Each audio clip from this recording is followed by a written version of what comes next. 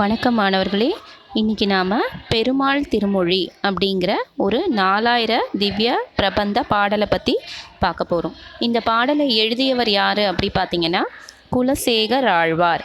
குலசேகர ஆழ்வாரின் காலம் 8ஆம் நூற்றாண்டுன்னு கொடுக்கப்பட்டுள்ளது. மற்றபடி குலசேகர ஆழ்வார் பற்றி வேறு எதுவுமே உங்களுடைய இந்த பாடப்பகுதியில் கொடுக்கப்படலை. அது மட்டும் கிடையாது, நமக்கு கொடுத்துருக்க இந்த பெருமாள் திருமொழி அப்படிங்கிறது 4000 திவ்ய பிரபந்தத்தில் 5ஆம் திருமொழியாக உள்ள பாடல். இப்போது இந்த பாடல் பகுதியை நாம் பார்க்கலாம். வாளால் அறுத்து சுடினும் மருத்துவன்பால் மாளாத காதல் நோயாளன் போல் மாயத்தால் மீளா துயர் தரினும் வித்துவ கோட்டம்மா நீ ஆளா உனதருளே பார்ப்பன் அடியேனே. இது மனப்பாட செய்யுள். ஸோ கட்டாயமாக படிச்சிடுங்க. ரொம்ப ஈஸியான செய்யுள் தான். இப்போ இதற்கான விளக்கத்தை நாம் பார்க்கலாம்.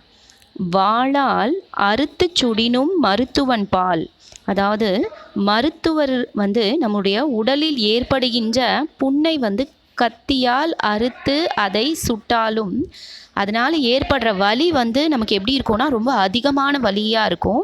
அதாவது புண்ணால் ஏற்படுற வலி அதிகம்தான். அது இல்லாமல் மருத்துவர் அதை கத்தியால் அறுத்து எடுக்கும்போது உண்டாகிற வலியும் அதிகம்தான். ஆனால் அது நம்ம என்ன நினைப்போம், நமக்கு அது நன்மை தான், நம்மளுடைய அந்த புண்ணினால் ஏற்படுகின்ற வலி சீக்கிரத்தில் சரியாயிடும், நமக்கு அப்படி தான் நம்ம நினைப்போம். அது நன்மைக்கே என்று நாம் உணர்ந்து நம்ம என்ன செய்வோம், மருத்துவரை நேசிப்போம். அவர் நம்மளுடைய உடலில் கத்தியை வச்சு அறுத்தாருன்னு நமக்கு தோணாது. நமக்கு சரி செய்கிறாரு, அது நம்மளுடைய உடலுக்கு நன்மை தான் அப்படின்னு சொல்லிட்டு நம்ம என்ன பண்ணுவோம், அவரை நேசிப்போம். அதே போல் மாளாத துயர்தரினும் வித்துவ கோட்டம்மா நீ ஆளா உனதருளே பார்ப்பன் அடியேனே. வித்துவ கோட்டம்மா அப்படின்னா ஒரு ஊர். இது கேரள மாநிலத்தில் பாலக்காடு என்ற மாவட்டத்தில் இருக்குது. அந்த வித்துவ கோட்டம்மா என்ற ஊரில் எழுந்தருளி இருக்கின்ற அன்னையே, இது போல் நீ உன்னுடைய விளையாட்டால் எனக்கு நீங்காத பல துன்பத்தை தந்தாலும் உன்னுடைய அடியவனாகிய நான் உன்னை எப்பொழுதுமே நீ அருள் புரிவாய் அப்படின்னு சொல்லிட்டு உன்னை எதிர்பார்த்து நான் காத்து கொண்டே இருப்பேன் அப்படின்னு சொல்லிட்டு குலசேகர ஆழ்வார் பாடி இந்த பாடலை முடித்துள்ளார். மறுபடியும் ஒரு முறை இந்த பாடலினுடைய அர்த்தத்தை நம்ம பார்த்துடலாம்.